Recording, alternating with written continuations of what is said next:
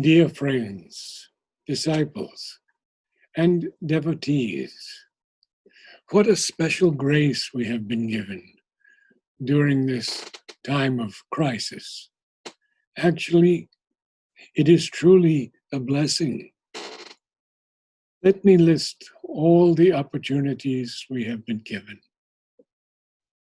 1, the opportunity to still the mind. 2, the full concentration fixed on opening the psychic. 3, the opportunity to achieve a lasting peace within. 4, the opportunity to realize a complete harmony in ourselves. 5, the opportunity to widen our consciousness to be able to love all without exception.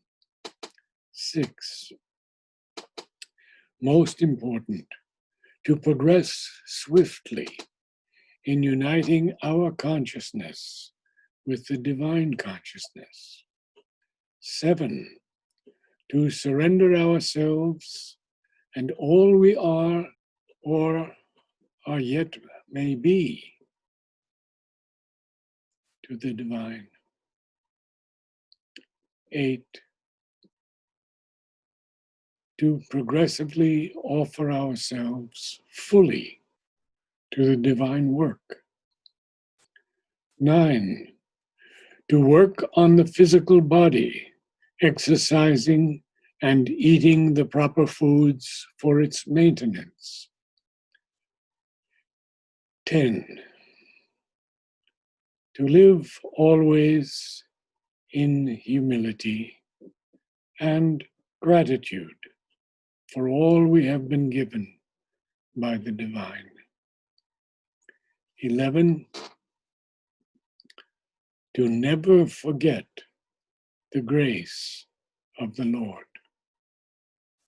12, to surrender this being so that it may become a servant of the divine.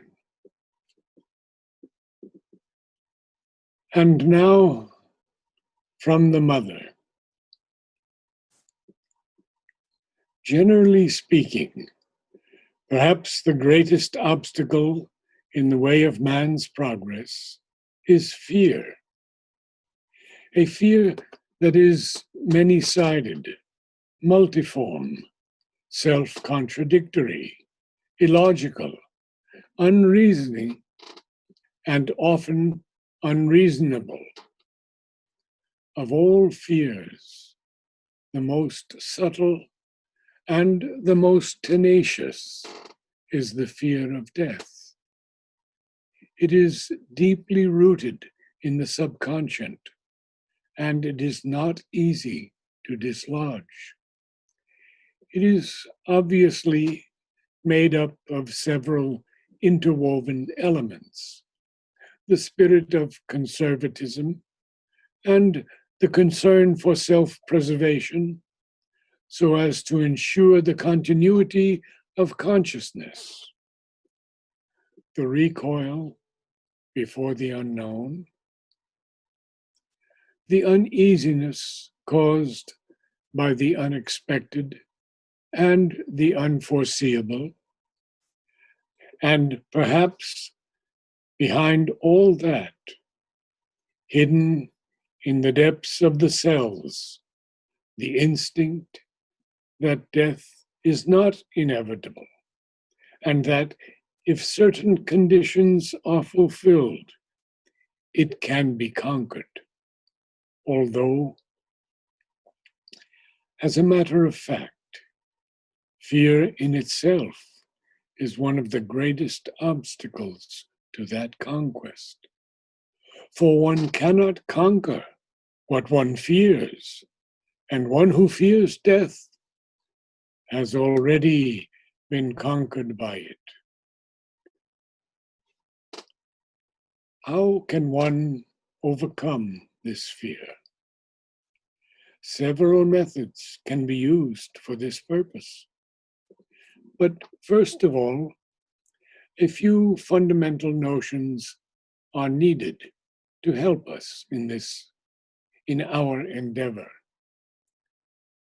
The first and most important point is to know that life is one and immortal. The forms are countless, fleeting, and brittle. This knowledge must be securely and permanently established in the mind, and one must identify one's consciousness as far as possible with the eternal life that is independent of every form, but which manifests in all forms. This gives the indispensable psychological basis with which to confront the problem, for the problem remains. Even if the inner being is enlightened enough to be above all fear, the fear still remains hidden in the cells of the body, obscure, spontaneous, beyond the reach of reason, usually almost unconscious. It is in these obscure depths that one must find it out, seize hold of it, and cast upon it the light of knowledge and certitude.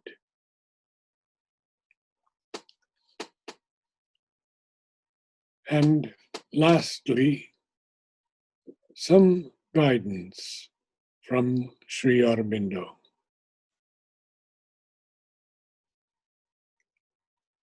The most important thing for the purification of the heart is an absolute sincerity. No pretense with oneself, no concealment from the divine or oneself or the guru.